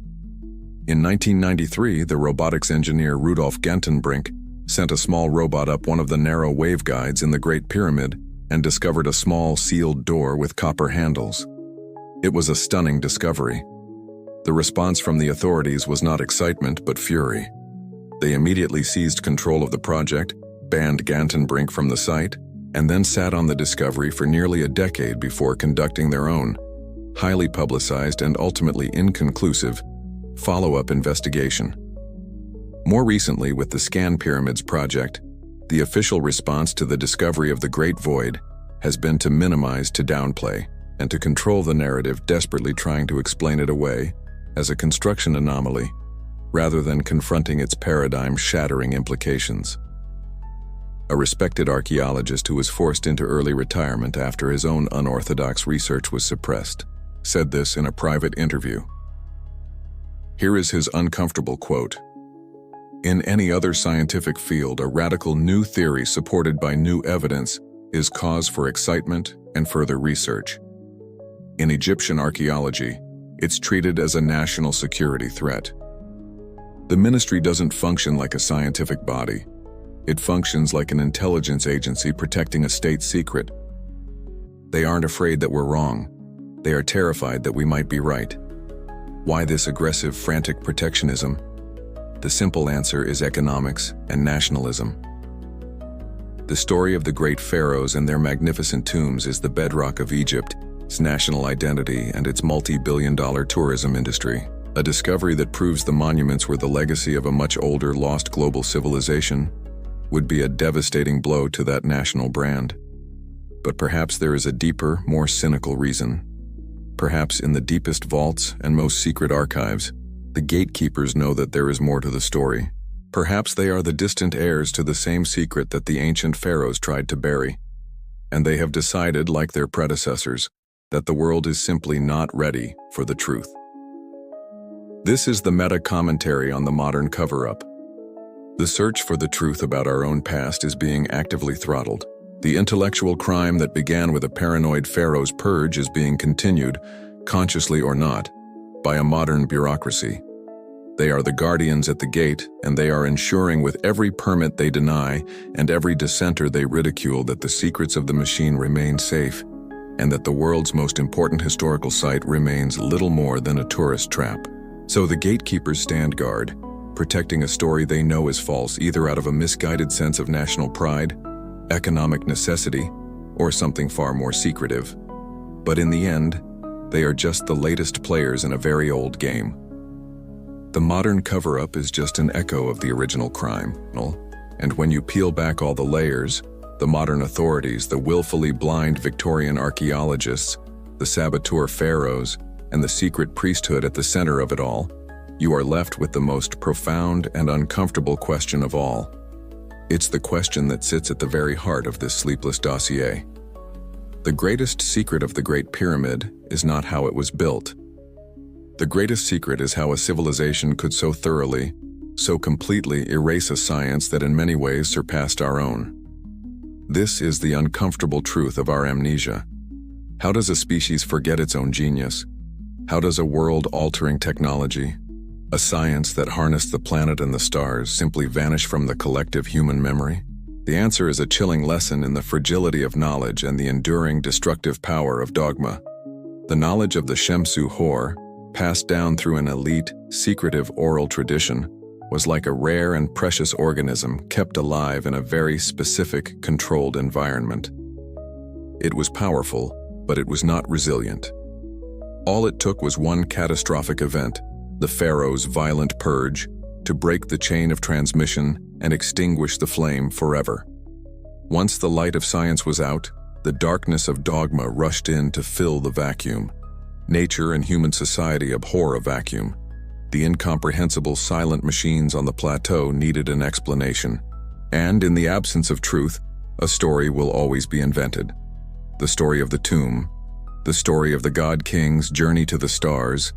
These were the myths created to explain the fossil of a technology whose function was no longer understood.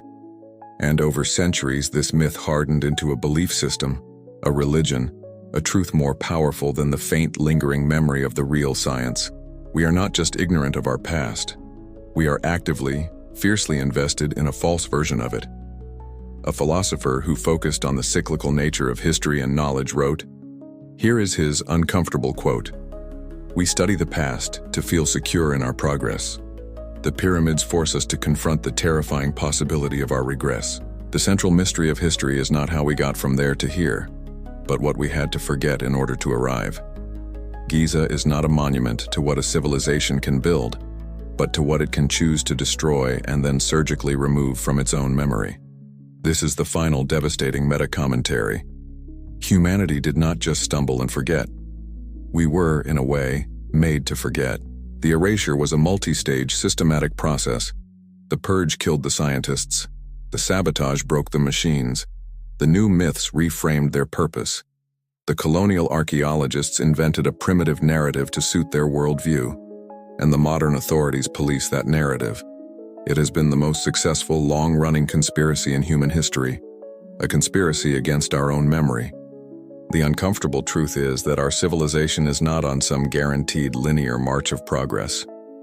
The story of the pyramids is the ultimate proof that knowledge can be annihilated, that great societies can commit technological suicide, and that the comfortable stories we tell ourselves about the past might be the very walls of our intellectual prison. The amnesia is the real secret. And every time we accept the simple, easy story over the complex and challenging truth, we become complicit in it. We are a species with amnesia, living in the ruins of a forgotten golden age, policed by gatekeepers who prefer the comfortable lie to the unnerving truth. So what do we do? What is the final lesson to be drawn from these impossible structures when we look at them not as ancient curiosities but as a message across time? When you strip away all the layers of mystery and myth, the story of the pyramids is not just a story about the past, it is a warning for our future. The pyramids stand as a silent, eternal warning about the catastrophic danger of concentrating unimaginable technological power in the hands of the few.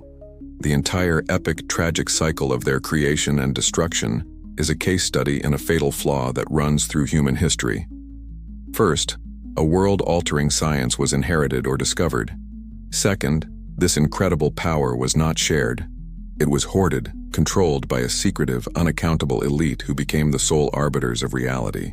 Third, this concentration of power inevitably provoked the fear and paranoia of the state. The political rulers could not tolerate a parallel power they did not fully control. And fourth, in the final self-destructive act, the state chose to annihilate the keepers of the science, destroying the knowledge and the technology in the process, simply to consolidate its own absolute control. The desire for total power trumped the benefits of enlightenment, and civilization was deliberately thrown back into the dark. This is the legacy of the pyramids. Not a story of aliens or magic, but a story of the collision between knowledge and power. A futurist and historian who studied the collapse of advanced societies wrote this. Here is his uncomfortable quote. "History shows us a recurring pattern.